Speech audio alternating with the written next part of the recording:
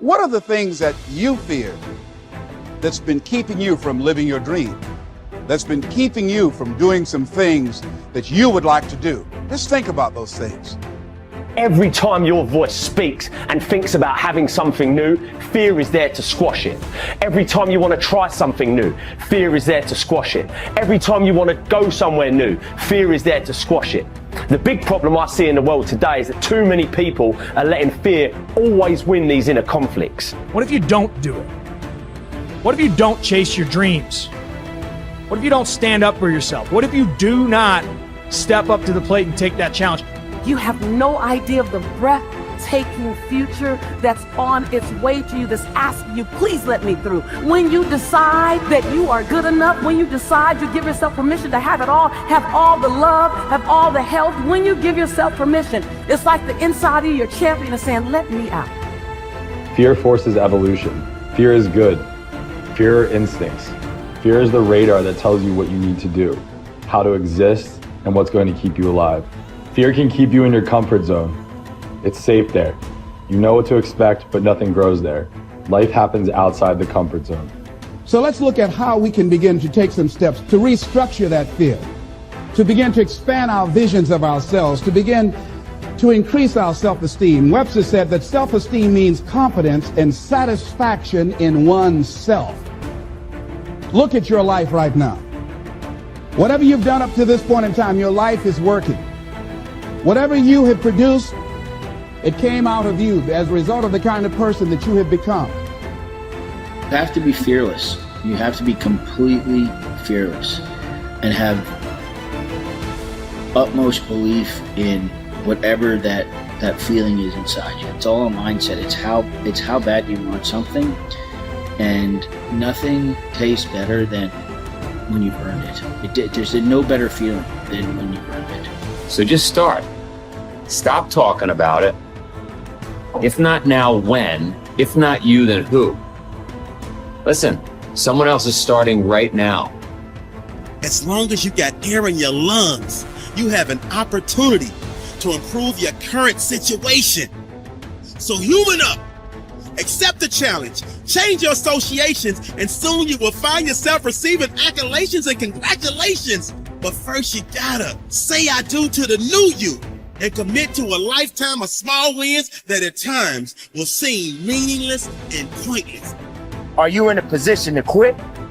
Or are you in a position to go harder? Are you in a position to go stronger? Are you willing to dig and go as far as you can in your life? Are you willing to suffer? So instead of boxing yourself in and thinking only about all the different ways that something could be bad, could break, could fall to pieces, think about all the things that you could do if you take the action. The most common fears that we experience, which often sabotage all hope for success, are the fears of failure, poverty, and loss of money. These fears cause people to avoid risk of any kind and to reject opportunity when it is presented to them. They are so afraid of failure that they are almost paralyzed when it comes to taking any chances at all. There are many other fears that interfere with our happiness. People fear the loss of love or the loss of their jobs and their financial security. People fear embarrassment or ridicule. People fear rejection and criticism of any kind. People fear the loss of respect or esteem of others. These and many other fears hold us back throughout life. The most common reaction in a fear situation is the attitude of, I can't. This is the fear of failure and loss that stops us from taking action. It is experienced physically, starting in the solar plexus. When people are really afraid, their mouth and throat go dry, their heart starts pounding. Sometimes they breathe shallowly and their stomach churns. Often they feel like getting up and running to the bathroom. These are all physical manifestations of the inhibitive negative habit pattern, which we all experience from time to time. Whenever a person is in the grip of fear, he feels like a deer caught in the headlights of a car. This fear paralyzes action. It often shuts down the brain and causes the individual to revert to the fight or flight reaction.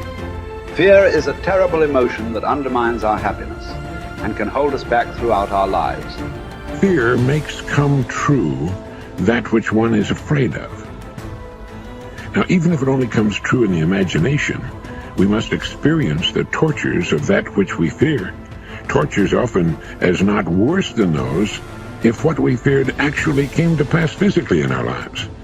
It's why the old line, "A coward dies 1,000 deaths. A brave man dies but once," is really true. Fear makes come true that which one is afraid of.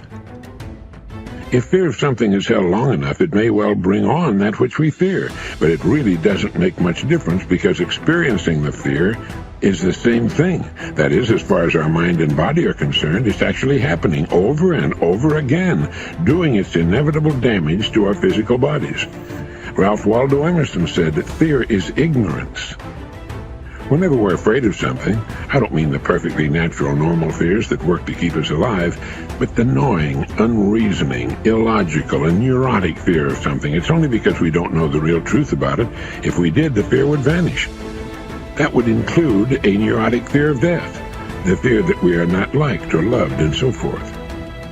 I think the thing to remember here is that when we fear something, it takes its toll on our mind and body just as if that which we fear had in fact come to pass. And we can bring to pass that which we fear. If you want to change attitudes, start with a change in behavior.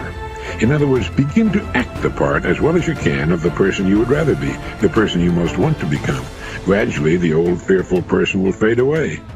Dr. Frankl learned that by controlling his attitude, the concentration camp fell away. His mind was free to roam where he wanted it to roam, think about what he wanted it to think about. It was as free as the birds, freer really, for it could fly to the ends of the earth, to the ends of imagination in an instant. And so can yours, and so can mine.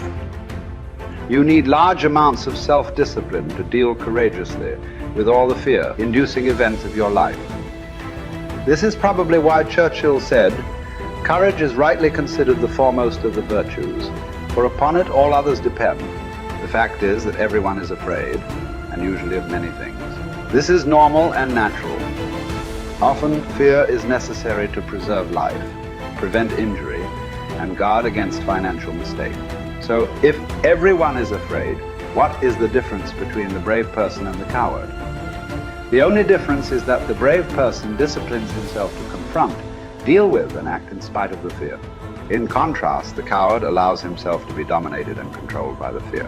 Someone once said that with regard to warfare, although it applies to any situation, the difference between the hero and the coward is that the hero sticks in there 5 minutes longer.